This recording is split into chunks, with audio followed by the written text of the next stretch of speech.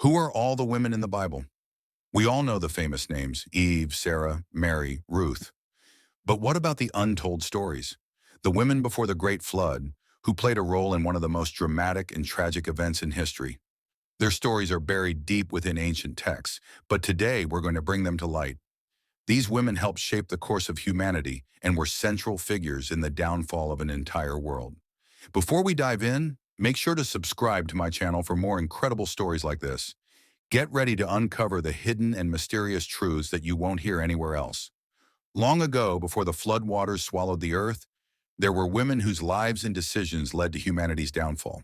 The Sefer, alongside other ancient texts like the Book of Enoch, tells of a time when the beauty of these women captivated the very angels of heaven. One of these women was Naamah, a name that echoes through the ages. She was said to be the sister of Tubal-Cain, the master blacksmith, and was renowned for her extraordinary beauty. But her allure was not without consequence. Shemihazah, the leader of a group of heavenly beings called the Watchers, became entranced by Naamah and her fellow daughters of men, such as Adah and Zillah. The Watchers were angels tasked with observing humanity from afar. But as they gazed upon Naamah and other beautiful women on earth, desire clouded their purpose. Shemihazah, along with 200 of his fellow Watchers, made a hateful decision. They would descend to earth and take these women as their wives. They came down from Mount Hermon, defying God's commands, and made their move. Naamah, Adah, Zillah, and others became entangled with these divine beings. They bore children with them, giants known as the Nephilim, who would later terrorize the earth. These were not ordinary children. The Nephilim, born of human women and fallen angels, were giants of terrifying strength and great evil.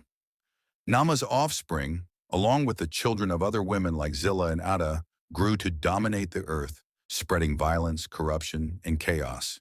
These women, unknowingly, had become mothers of destruction. Their children, with their unnatural powers, seized control of the land, forcing mankind into submission and bringing further disorder to the world. The women, through their unions with the Watchers, also became conduits of forbidden knowledge. Azazel, another fallen angel, taught them how to create weapons of war. From their celestial husbands, they learned magic, sorcery, and astrology, gifts that were never meant to be shared with humanity. Adah, for instance, learned the secrets of plants and roots, while her daughters passed down knowledge of the stars. What seemed like knowledge at first soon became a curse, leading humanity deeper into sin. As the corruption worsened, God saw that the earth was filled with violence and wickedness. The women's children, the Nephilim, spread havoc, and their beauty had played a role in luring the Watchers into their downfall. The situation had reached a breaking point, and God regretted having created mankind, saw no other way but to cleanse the earth. So God sent the great flood to wipe away the sins of humanity, the fallen angels and their offspring. But not all women were doomed. Noah's wife and his daughters-in-law were spared, chosen to help repopulate the earth after the floodwaters receded. These women became the mothers of a new generation, untainted by the sins of the past. The story of the women before the flood is one of beauty, temptation, and the consequences of crossing divine boundaries. Through Naamah, Adah, Zillah, and countless others, we see how temptation can lead to a cascade of events that change the world forever. If you enjoyed this story, make sure to subscribe to my channel. For more in-depth narratives from ancient texts, biblical stories, and hidden histories that will leave you wanting more. Don't miss out on the next captivating,